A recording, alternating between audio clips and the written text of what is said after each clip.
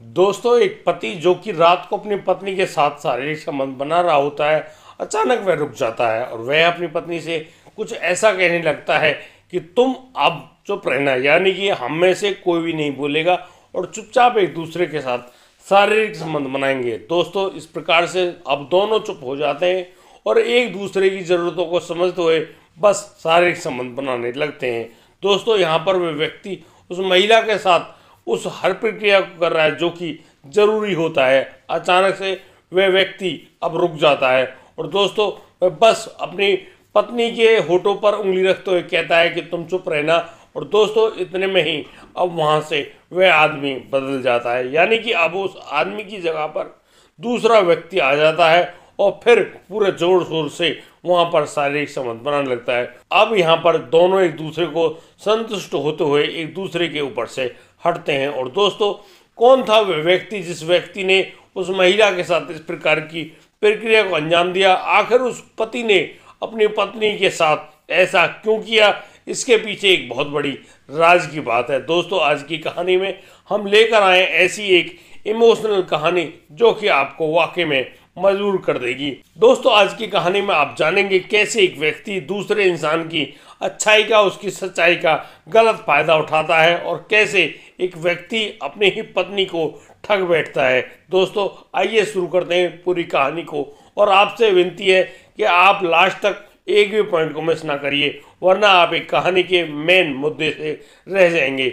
नमस्कार, आदाब, सत श्री अकाल दोस्तों, स्वागत है आपका हमारे यूट्यूब चैनल किस्से क्राइम कर। दोस्तों, आपसे वही प्यार भरी गुजारिश, आगे बढ़ने से पहले यदि आप चैनल पर नए आए हैं तो हमारे चैनल को सब्सक्राइब करें, नोटिफिकेशन की बेल को दबाना बिल्कुल ना भूलें। दोस्तों, आज हम जिस कहानी के बारे में बात करने वाले हैं, दरअसल ये कहानी शुरू होती है जामनगर गुजरात से और इसका बड़ा ही दर्दनाक अंत होता है नोएडा उत्तर प्रदेश में आकर। दोस्तों, गुजरात और उत्तर प्रदेश में काफ़ी ज़्यादा फर्क है, लेकिन ये कहानी कैसे हुई हम आज जानते हैं। दोस्तों, एक लड़की होती है बहुत ही सुंदर, उनका नाम होता है श्वेता। श्वेता जो कि बहुत ही सुंदर है। उसके नेत्रों की स्थिति तो ऐसी है कि कहा जाता है कि अब इंसान यदि बोले या ना बोले, लेकिन उसकी आंखें अब इससे बोलती हैं। और दोस्तों, इसी प्रकार की वह लड़की श्वेता जो कि बहुत ही सुंदर दिखने वाली है। श्वेता अपने माता पिता की इकलौती बेटी संतान है। उसका एक भाई भी है और दोस्तों उसके माता पिता उसकी बेटी का बहुत ही अच्छे से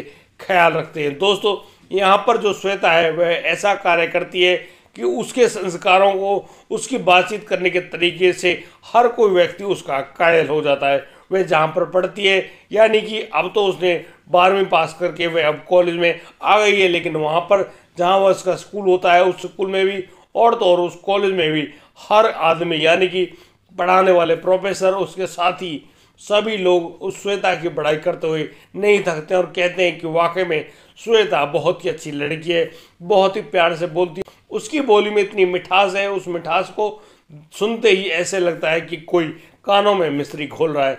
यानी कि श्वेता के बारे में कुछ भी कहें, सब कुछ बहुत ही कम है। और दोस्तों, सबसे अनोखी और अच्छी बात तो ये होती है कि जो श्वेता है बहुत ही ज़्यादा संस्कारी लड़की। दोस्तों, आजकल के समय में ऐसी लड़की मिलना बहुत ही मुश्किल है। वह लड़की श्वेता बहुत ही बढ़िया, सुंदर, संस्कारी, शिक्षित, हर तरह से पूर्ण रूप से अच्छी लड़की मिलना बहुत ही मुश्किल है। दोस्तों, श्वेता जब कॉलेज जाने लगती है तो कॉलेज जाते समय उसके साथ पढ़ने वाला एक लड़का जिसका नाम होता है जितेंद्र उस लड़की से आंखें चार कर बैठता है। दोस्तों, जितेंद्र को वह लड़की श्वेता बहुत ही पसंद है और वह अब जब भी आता जाता है, कहीं भी घूमता, वह बस उस लड़की श्वेता को देखा करता। श्वेता जहाँ की एक संस्कारी लड़की थी, वह जितेंद्र वगैरह किसी भी लड़के को कोई घास नहीं डालती थी। लेकिन दोस्तों, जितेंद्र लगातार प्रयास कर रहा था कि उसकी दोस्ती हो जाए उस लड़की श्वेता से। और दोस्तों, यहाँ पर जितेंद्र बहुत सारे ऐसे प्रयास करता है, लेकिन वह हर प्रयास में फेल हो जाता है, यानी कि उसकी कोई बातचीत उस श्वेता नाम की लड़की से नहीं बन पाती है। दोस्तों, एक दिन के बाद जब श्वेता कॉलेज से लौट रही होती है, वह जिस बस में सवार होती है, अचानक उस बस में 4 लड़के जो कि थोड़े गलत किस्म के थे, वे लड़के अब उस सुंदर लड़की श्वेता को देखकर उस लड़की श्वेता को छेड़ने लगते हैं। दोस्तों, श्वेता अब अपना बहुत सारा प्रयास करती है उनसे बचने के लिए, लेकिन वो 4 लड़के थे और उस लड़की पर हावी हुए जा रहे थे। दोस्तों, अचानक उसी बस में जो सवार बैठा था वो लड़का जिसका नाम जितेंद्र, जो कि श्वेता के साथ ही पढ़ता था वह अब वहाँ पर आता है और अपनी जान की परवाह किए बगैर उन 4 लड़कों से भिड़ जाता है। दोस्तों यहाँ पर छोटा सा झगड़ा होता है, लेकिन उस झगड़े में वह जितना उन 4 लोगों को बहुत ही सख्त हिदायत देते हुए साफ कहता है कि इस लड़की की तरफ नज़र उठाकर भी मत देखना, अन्यथा तुम्हारे साथ बहुत ही बुरा होगा। दोस्तों यहाँ पर छोटी मारपीट भी होती है और जितेंद्र उनमें से 2 लड़कों को बढ़िया तरह से धुन बैठता है। दोस्तों जिस प्रकार से जितेंद्र ने अपनी बहादुरी दिखाई उसको देखकर श्वेता उसकी बातों में यकीन करने लगी और अब यहाँ पर जितेंद्र और श्वेता की मित्रता हो जाती है। दोस्तों श्वेता जो कि एक बैंक मैनेजर की बेटी होती है, बैंक मैनेजर अपनी बेटी श्वेता की हर पसंद नापसंद का ख्याल रखते थे। दोस्तों वो श्वेता के लिए दिन में सारे काम करते थे, लेकिन वे रात को श्वेता को अपने घर से बाहर नहीं निकलने दे रहे थे। यानी कि सभी लोग कहने लगे भाई इस मैनेजर के दिमाग में ऐसी क्या बात बन बैठी है जो अपने बच्चों पर इतनी बुरी रोक टोक लगाता है। दरअसल वहाँ पर बात ही कुछ ऐसी थी, वह जो लड़की श्वेता है उस लड़की को रात का अंधापन था, यानी कि जिस वे लड़की को रात को 6 बजे के बाद अपनी आंखों से दिखाई देना बंद हो जाता है।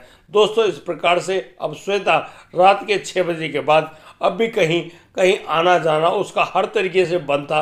वह किसी शादी पार्टी वगैरह में नहीं जाती थी, वो तो सिर्फ उन शादियों को अटेंड करती थी जो भी आयोजन दिन में होते थे। दोस्तों इस प्रकार से श्वेता अपने आप में रात के शाम के 6 बजे के बाद अब कहीं भी उसका घर से बाहर आना जाना रुक गया था। दोस्तों उस लड़की के घर में उसके माता पिता और उस भाई के अलावा यह बात कोई भी नहीं जानता था। सभी लोग बस यही जानते थे कि इतनी संस्कारी इतनी अच्छी बेटी है, इस बेटी को इधर उधर कहीं भी नहीं घुमाते हैं। आखिर जो राजेश बैंक मैनेजर इनके पिता हैं वो इतनी बंदिश है क्यों रखते हैं अपने बच्ची पर। सभी लोगों की नॉलेज में तो सिर्फ यही बात होती है, लेकिन वो माता पिता अपने बच्चे के लिए सिर्फ यही सोचते हैं कि शायद उस बच्ची की इस मजबूरी का कोई गलत फायदा ना उठा ले। दोस्तों जिस प्रकार से कॉलेज में उस लड़की श्वेता की उस जितेंद्र नाम के लड़के से दोस्ती हो जाती है, अब दोस्तों यहाँ पर जो जितेंद्र है वह अब श्वेता से अपने प्यार का इजहार करने लगता है। वह कहने लगता है कि श्वेता वह तुमसे बहुत ही प्यार करता है और वह चाहता है कि तुमसे शादी कर ले, लेकिन दोस्तों यहाँ पर श्वेता उससे मना कर देती है और श्वेता उससे साफ कहती है कि शायद तुम अभी मेरी सच्चाई नहीं जानते। दोस्तों ये सब बातें जो हो रही थी वो हो रही थी उस कॉलेज की कैंटीन में, और दोस्तों यहाँ कैंटीन में बैठी बैठी श्वेता अब अचानक उस लड़के जितेंद्र से कहने लगती है कि जिन आंखों को आप देख रहे हो, इनको पसंद करते हो, ये आंखें ऐसी हैं जो रात को धोखा देती हैं। यानी कि उसको रात को दिखाई नहीं देता है, वह दिन में ही देख सकती है, दिन में ही तुम्हारे साथ चल सकती है, लेकिन रात को उसकी आंखें उसको धोखा देना शुरू कर देती हैं। यानी कि वह रात को बिल्कुल भी नहीं देख पाती हैं। तुम मेरी इस सच्चाई को जान लो, उसके बाद ही मुझसे प्यार करना और मुझसे शादी के लिए बात करना, अन्यथा ना करना। दोस्तों जितेंद्र जो कि उस लड़की की इस सच्चाई को जान गया था, वह इस सच्चाई को जानकर और भी ज़्यादा उस लड़की पर मन मिटता है और कहता है कि श्वेता जिस प्रकार से तुमने अपनी सारी ईमानदारी मुझे दिखाई है, मुझसे बात करिए, मैं तुम्हारा कायल हो गया हूँ और मैं तुमसे अब तो ज़रूर ही शादी करूँगा, चाहे मुझे इसके लिए कुछ भी करना पड़े, बस मैं सिर्फ तुम्हें पाना चाहता हूँ। और दोस्तों यहाँ पर जितेंद्र कहते यदि तुम मेरी धर्मपत्नी बनकर मेरे घर आओगी तो मेरे घर में 4 चांद लग जाएंगे। दोस्तों इस प्रकार की बातों को सुनकर वह लड़की श्वेता जितेंद्र पर यकीन कर लेती है और फिर वह जितेंद्र को अपने साथ लेकर अपने घर पहुंचती है। घर में उसके शाम के समय जब राजेश जो कि इसके पिता है एक बैंक मैनेजर हैं, उनके सामने जितेंद्र को बैठाती है और अब श्वेता और जितेंद्र दोनों बात कर रहे होते हैं उनसे।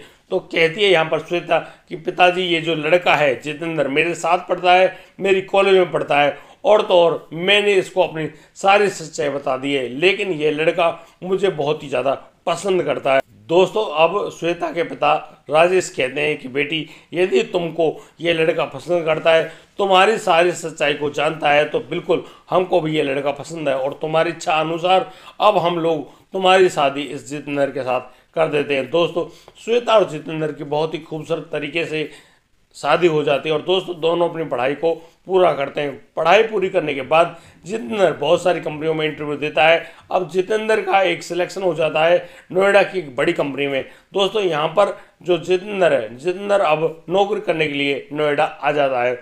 दोस्तों अब उनकी शादी के बाद अब जो श्वेता है वह भी जितेंद्र के साथ उसके साथ नोएडा आ जाती है और दोस्तों नोएडा में वो लोग एक बड़े से घर को किराए पर लेकर रह रहे होते हैं।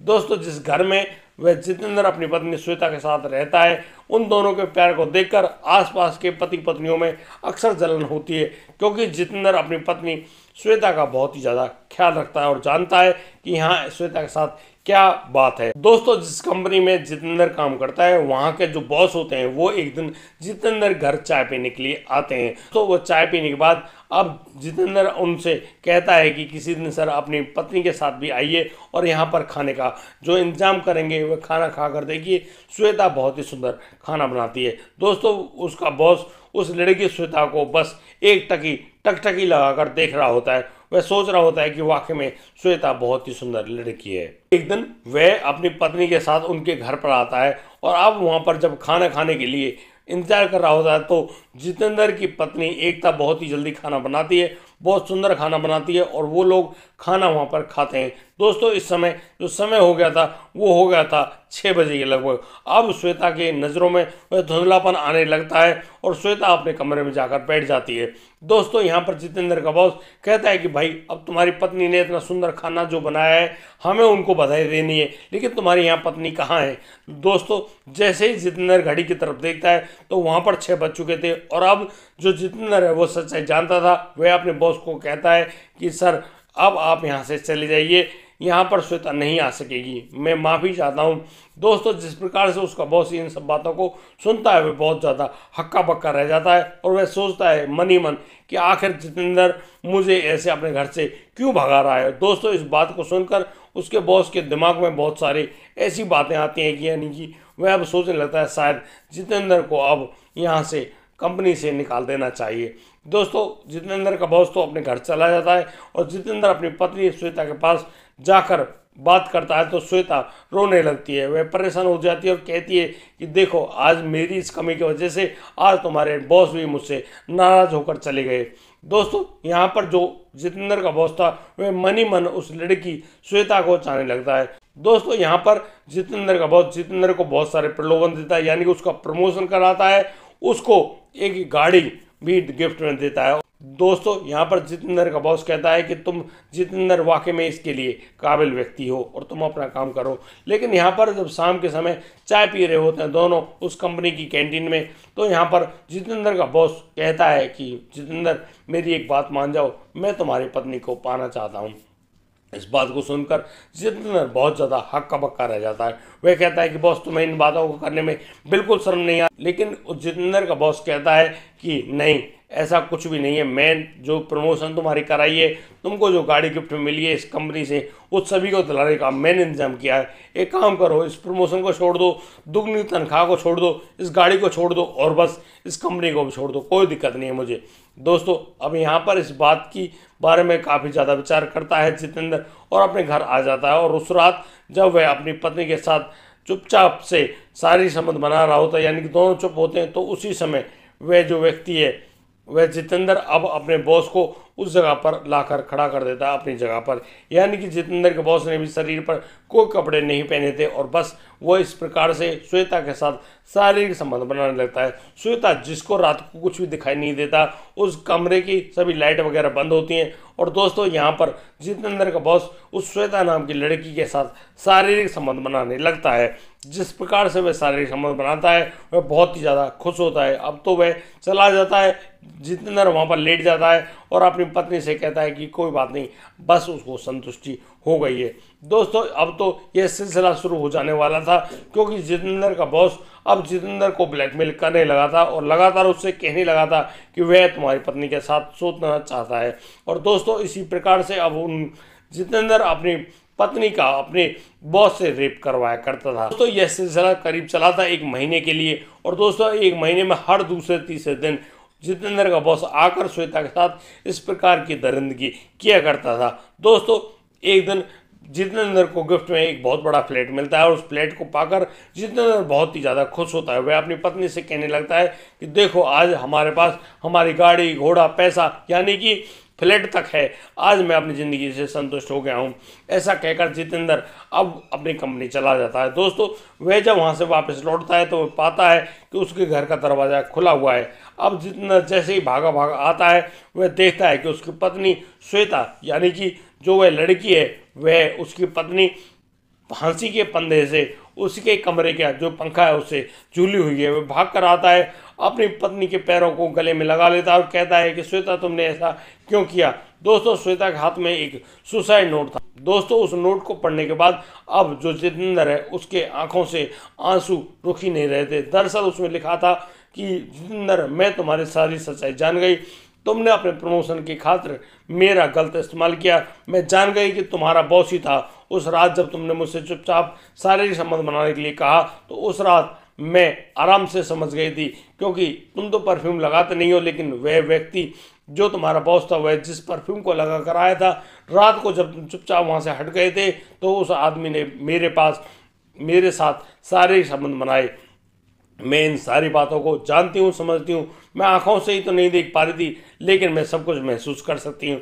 और दोस्तों मुझे आज श्वेता उस नोट में लिखती है कि मुझे बड़ी खुशी हो रही है कि तुम्हारी इस कामयाबी के लिए मैंने मुझसे जितना भी बन सकता था अपना सहयोग दिया। अब तुम अपनी कामयाबी के साथ खुश रहना, कोई और ढूंढ लेना, मैं अब अपने घर चली। और दोस्तों बस इतना ही लिख रहा था, वहाँ पे श्वेता के सिग्नेचर हो रखे थे।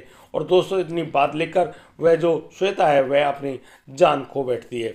दोस्तों जैसे इस मामले के बारे में पुलिस को जानकारी मिलती है तो पुलिस अब वहाँ पर पहुँचती है और अब वह पुलिस उस लड़की के शव का पोस्टमार्टम करा के उसके माता पिता को सौंप देती है। लेकिन वह जो जितेंद्र जो कि रो रहा है बुरी तरह से, उसको अब पुलिस अपने पास अपने साथ ले जाती है और उसको सलाखों के पीछे भेज देती है। दोस्तों इस प्रकार से यह खूबसूरत कहानी का एक दर्दनाक अंत होता है।